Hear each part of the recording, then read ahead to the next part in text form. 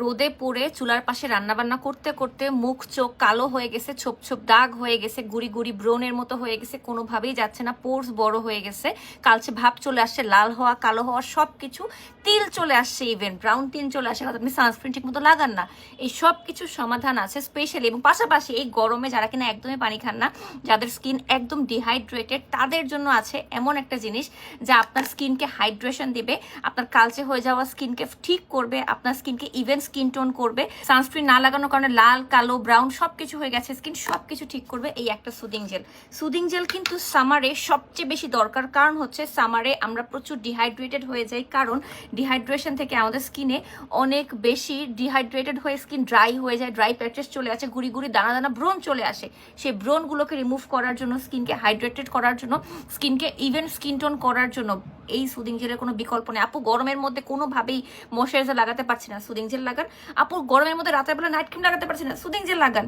সব কিছু সমাধান এই সুদিং জেল, কাজ এটা এত বেশি হাইড্রেটেড করবে। আপনি শুধু ফেসে না, আপনি ফুল বডিতে ব্যবহার করতে পারবেন শাওয়ারের পর। যারা কিনা বলেন আপু লোশন লাগাতে পারি না, হাত পা জ্বালা পোড়া করে, চিটচিট করে, কেমন জানি লাগে, তারা চোখ বন্ধ করে এই যে সুদিং জেল ডাইরেক্ট লাগাই ফেলবেন। আমি তো সুদিং জেল ফুল বডিতেই লাগাই গরমের সময়, কারণ আমার স্কিন প্রচন্ড ড্রাই এবং ডিহাইড্রেটেড, সেই জন্য আমাকে কিছু না কিছু লাগাতেই হবে। বাট সুদিং জেলটা স্কিনে অ্যাবজর্ব হয়ে যায় পানির মতো করে করে, তখন আপনার স্কিনকে ভিতর থেকে নারিশ করে। এটা হচ্ছে স্কিনের খাদ্য, যেটাকে বলে খাদ্য। আমরা যেমন পানি খাই, খাবার খাই, এটা হচ্ছে স্কিনের খাবার। খাবার না দিলে যেমন আমাদের বডি আমরা দুর্বল হয়ে যাব, ঠিক তেমনি এক্স্যাক্টলি সেম ওয়েতে এই পানি না দিলে আপনার বডিও দুর্বল হয়ে যাবে, ডিহাইড্রেট হয়ে যাবে, কুচকে যাবে, কুচকানো ভাব দূর করবে। সবচেয়ে বড় ব্যাপার, আপনার চোখের নিচে চারপাশে কালো দাগ, কুচকানো ভাব দূর করবে এই একটা সুদিং জেল।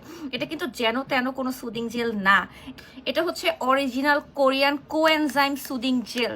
এখন আপনার মনে প্রশ্ন হতেই পারে কোএনজাইম কি এমন করে? কোএনজাইম আপনার স্কিনকে এনার্জি দেয়। আমরা খাবার খাই যে এনার্জি পাই, কোএনজাইম সেই এনার্জিটা আপনার স্কিনকে দিচ্ছে, আপনার স্কিনের সেলস গুলোকে দিচ্ছে, প্রতিটা কোষে কোষে ঢুকে যে স্কিনকে হাইড্রেটেড অ্যান্ড ময়শ্চারাইজ করছে, টান টান করছে, ইলাস্টিসিটি বাড়াচ্ছে, রোদে পোড়া ভাব দূর করছে, র্যাশেস দূর করছে, লালচে কালচে হওয়া সব কিছু দূর করছে এই কোএনজাইম। একটা কিনলে আপনার পুরো গরমের কাল চলে যাবে, ফুল ফ্যামিলির সবাই ব্যবহার করতে পারবেন এমন একটা সুদিং জেল। এই গরমে যারা কিনা রান্নার সময় দেখেন যে মুখ চোখ জ্বলে যাচ্ছে, রান্নার কাছ থেকে এসেই ফ্রিজ থেকে বের করে ঠান্ডা একটা সুদিং জেল ফেসে লাগাবে, স্কিন একদম হিল হয়ে যাবে, লালচে ভাব চলে যাবে। পাশাপাশি আপনি রান্না করতে যাওয়ার আগেও সুদিং জেল মেখে কিন্তু যেতে পারেন, এতে করে চুলার তাপটা কম পড়বে, সূর্যের আলোটা কম পড়বে স্কিনে, ঠিক আছে? ময়শ্চারাইজারের বদলেও কিন্তু আপনারা এই সুদিং জেলটা ব্যবহার করতে পারেন। পুরো গরমে সামার স্কিনটা অনেক বেশি ময়শ্চারাইজ এবং হাইড্রেটেড থাকবে। এবং এটা হচ্ছে আমার favourite for last 8 months and আলহামদুলিল্লাহ এটা আমার সেকেন্ড বোতল। ইভেন অনেকে বলেন আমার স্কিনের রগ দেখা যায় নাইট ক্রিম ইউজ করতে করতে, পাকিস্তানি রং ফর্সাকারী নাইট ক্রিম ইউজ করতে করতে স্কিনের রগ দেখা যায়, স্কিন পাতলা হয়ে গেছে, তারাও কিন্তু এই সুদিং জেল লাগিয়ে স্কিনের চামড়া মোটা করতে পারবেন, কিন্তু সময় লাগবে অবশ্যই।